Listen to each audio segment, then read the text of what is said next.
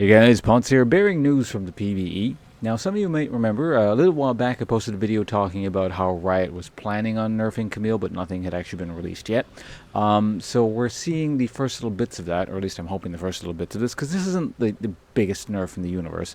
But yeah, as you can see above my head somewhere in Notepad there, we have base stats. Those have been lowered. The HP gain per level, that's gone down from 95 per level to 85. So basically that's the thing where every level you used to get, or at least currently on live, you get 95 HP per level. Now, or at least on the PvE, you get 85 per level. Secondly, the adaptive defenses, that's the passive, duration no longer scales. So currently on live, it's 1.5 seconds, 2 seconds, 2.5 seconds, depending on your level. Now that doesn't do that anymore, at least on the PvE.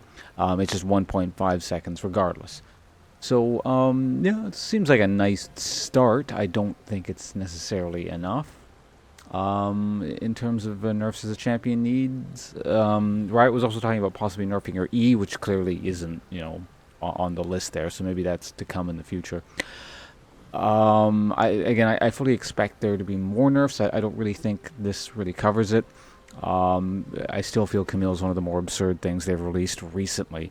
I personally feel it's so, because here's the thing, like, for those of you guys who've been around the channel for a while, know that I generally don't really care about bans, at least from my perspective.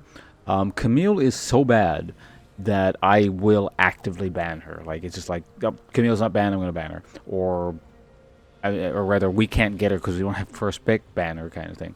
Now, there are several reasons for that. A, she, like, really hard counters Jarvan, and I play a lot of Jarvan.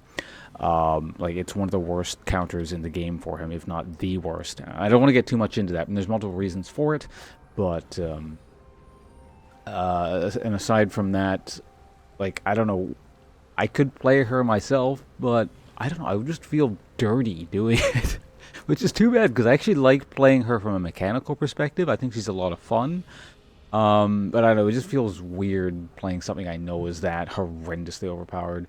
Plus, I don't want to get... Here's the thing, because also I expect her to be nerfed.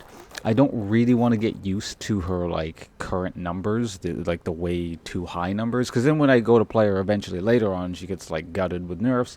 Things will just, like, feel off. And I think different people have differing amounts of problems with that sort of thing. I really tend to internalize numbers, and it's hard to reprogram my brain, essentially, once I've, basically muscle memory everything. But anyway, there you have it. That's what we have for now in terms of the nerf. Like I said, probably the next PvE cycle I would expect something a little bit more.